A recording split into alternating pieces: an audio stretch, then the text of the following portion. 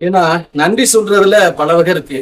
இது இந்த உடம்பே போனாலும் நன்றி சொல்லிக்கிட்டே இருக்கு. என்னுடைய சந்ததிகள், என்னுடைய எனக்கு வர்ற பின்னாடி வர்றவங்க, என்னுடைய குடும்பத்தை சார்ந்தவங்க.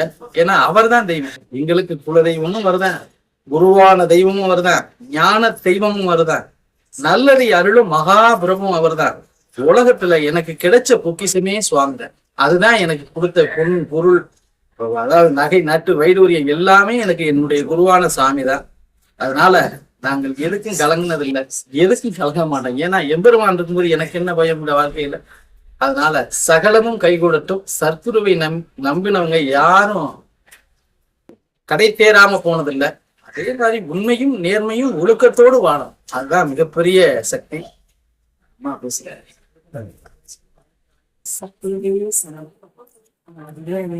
என் பேர் மங்களா. நாங்கள் சிவகங்கை மாவட்டம் மணம்பட்டி கிராமத்தை சொல்லியிருக்கேன்.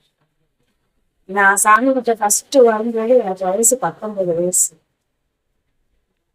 என் பையன் 4 மாசம் குழந்தை. இடும மனைவி ஃபர்ஸ்ட் நான் சாமியை பார்க்குறேன்.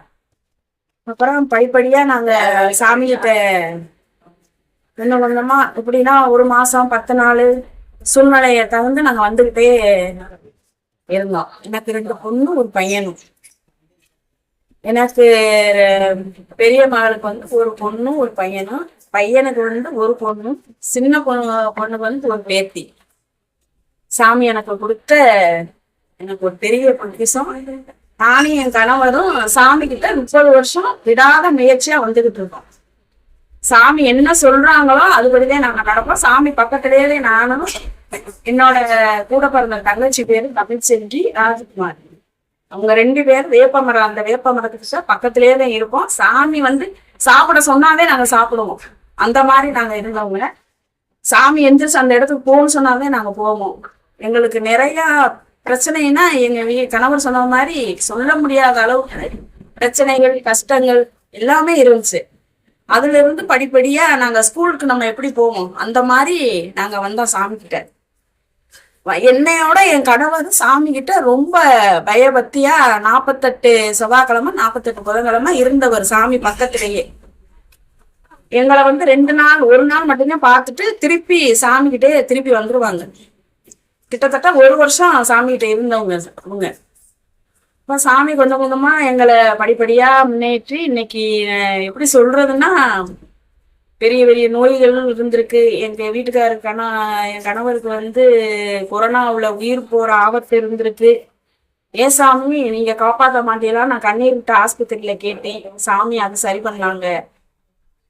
எனக்கு வயிற்றுக்குள்ள சாமி இருக்கும்போதே பிரச்சனை இருந்ததா சாமி சரி பண்ணாங்க.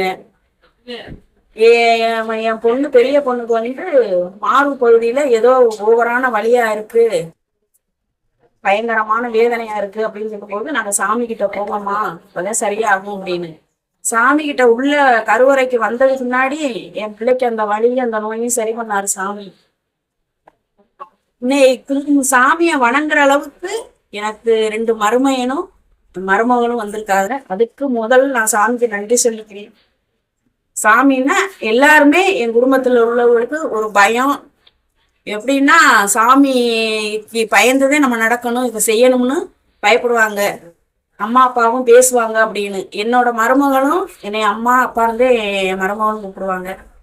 அதுக்கு நான் சாமிக்கு ரொம்ப நன்றி சொல்றேன். ஏன்னா இப்ப இருக்க காலகட்டத்துல எப்படியெல்லாம் நடந்துகிட்டு இருக்கு. இன்னும் சாமி கிட்ட என்னோட சந்ததிகள், என் பேரம்பேத்தி, என் பையனோட குழந்தைகள் பேரம்பேத்தி எல்லாரும் எங்க காலங்களுக்கு முன்னாடி பகவானை வணங்கணும். அதுதான் நான் சாமிக்கு ரொம்ப ஓடி நன்றி சொல்லணும். சாமி கிட்ட நாங்க ஒவ்வொரு நாளும் நாங்க போகும்போது அவரோட அனுமதி இல்லாம இந்த இடத்துக்கு நாங்க வரவும் முடியாது. அவரோட அனுமதி இல்லாம இங்க இருந்து நாங்க போக முடியாது. 5 நாளா இருந்தாலும் சாமி வச்சிருப்பாங்க எங்களை. அப்புறம் நாங்க போய் சாமி கிட்ட கை கட்டி நின்று கேட்போம், சாமி வீட்டுக்கு கிளம்பலாமா சாமி அப்படின்னு. சாமி ஏண்டா சாமி அவசரப்படுற, உட்காரு அப்படின்னு சொல்லிடுவாங்க. 5 நாள் ஆயிருக்கு, 10 நாள் ஆயிருக்கு, 2 நாள்ல அனுப்பிடுவாங்க. வந்தனைக்கு எங்களை அனுப்பிடுவாங்க சாமி. அந்த மாதிரி நாங்க இருந்தவங்க. அவங்க சாமி கிட்ட ரொம்ப ஒரு வேண்டுகோளா சொல்றேன். சாமி கிட்ட என் வீட்டுக்காரர் என் கணவர் பஸ்ல இறங்கி செருப்பை கலட்டி போட்டு வேப்ப மரத்துக்கிட்ட நிற்கும் போது, சாமி நீ சீக்கிரம் வீட்டுக்கு போ, உன் குஞ்சு உன்னோட பிள்ளையெல்லாம் பார்க்கணும் அப்படின்னு சொல்லி அனுப்பும்போது எனக்கு கிரிக்கெட் பந்து பசங்க அடிச்சது இந்த கண்ணுல அடிபட்டுருச்சு. இப்ப நான் அடிபடும் போது சர்க்குருவேன்னு சொல்லிட்டு உட்கார்ந்துட்டேன். நான் ரொம்ப காயமாயிருச்சு அப்படின்னு சொல்லி அப்பதான் சாமியை வந்து இவர் உணர்த்துறாரு. இதனாலதான் நம்மளை உடனே சாமி போக சொன்னாரா அப்படின்னு சொல்லி எனக்கு இந்த அளவுக்கு கண்விழியை கொடுத்ததுக்கு சாமிக்கு கோடான கோடி நன்றி. சாமி வந்து நாங்க நைட்டு ஃபுல்லா சாமிக்கு பாதத்தை தொட்டு காலை அமுக்குவோம். சரி கொஞ்சம் அசதியா இருக்கேன்னு போய் உட்கார்ந்தோம்னா சாமி எங்களை கூப்பிடுவாங்க. என்ன ஒரு தகப்பன் ஸ்தானத்துல எங்களை வச்சிருந்தாரு சாமி. என்ன சாப்பிட்றாரோ அந்த உணவை நாங்க வாங்கி சாப்பிடுறோம். சாமி கொடுத்துருக்காங்க. யாரும் சாமி கிட்ட இருக்கிறவங்க தேவையில்லாத வந்து யாரு கொடுத்தாலும் நாங்க சாமி அனுமதி இல்லாம வாங்க மாட்டோம். இன்னைக்கு அந்த மாதிரி நடந்துகிட்டு இருக்கு. நாங்க சாமியோட பிரசாதம் கையில அவர் கொடுத்தாத்தே நாங்க வாங்கிட்டு போவோம். கிடைக்கலைன்னா நாங்க சாமியை கொண்டு போயிட்டே இருப்போம். ஏன்னா சாமிக்கு ரொம்ப பயம், பக்தியா, உண்மையா, நேர்மையா இருக்கணும். சாமிக்கு தெரியாம ஏதாவது செஞ்சோம்னா அது 2 நாள் சென்று யார் மூலியமாசம் நம்மளுக்கு அதை தெரியப்படுத்திடுவாங்க சாமி. அதனால நிறைய விஷயங்கள் நடந்திருக்கு. என் பொண்ணுக்கு சாமி குழந்தை கொடுத்ததுக்கு கோடான கோடி நன்றி. அதே மாதிரி என்னோட பையனுக்கு குறமாத்தையில குழந்தை பிறந்ததை அதை சரி பண்ணி சாமி கொண்டாடுறதுக்கு அது கோடான கோடி நன்றி. எத்தனையோ விஷயங்கள் நாங்க சொல்ல முடியாத அளவுக்கு சாமியை பண்ண அற்புதங்கள் எங்களுக்கு சூழ்நிலையில நாங்க வரும்போது நாங்க பேசுறோம். எவ்வளவோ ஆபத்துல எவ்வளவோ பிரச்சனைகள்லாம் இருந்து எங்களுக்கு சாமி சரி பண்ணியிருக்காரு.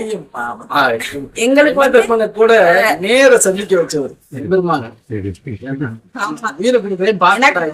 வாழ்க்கை அப்படின்னு சாமி எங்களுக்கு இந்த அளவுக்கு வச்சு பயம் இல்லாத காமிச்சு அத நன்மைக்கு ஏற்படும். நன்மை தான் தீமைக்கு ஏற்படுத்தல. அவரா நம்மள அப்படி பண்ணிட்டாருன்னு அதை நிக்க வச்சு வந்துட்டுண்டா அப்படிங்கிற மாதிரி பண்ணி அவ்வளவு அற்புதம் பண்ண என் தெய்வம். என் தெய்வத்துக்கு கோடி கோடி நன்றி, கோடான கோடி நன்றி. எல்லா மக்களும் இன்புற்று வாழணும்.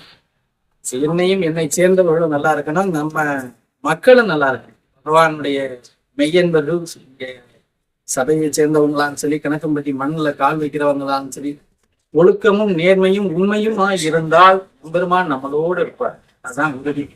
உண்மையும் சத்தியமா என்னைக்குமே நம்மளோட இருப்பார். எந்த மாற்று கருத்து அல்ல. எம்பெருமானை தவிர ஒரு மிகப்பெரிய சக்தி இந்த உலகத்துல எங்களுக்கு தெரியல இருக்கான்னு.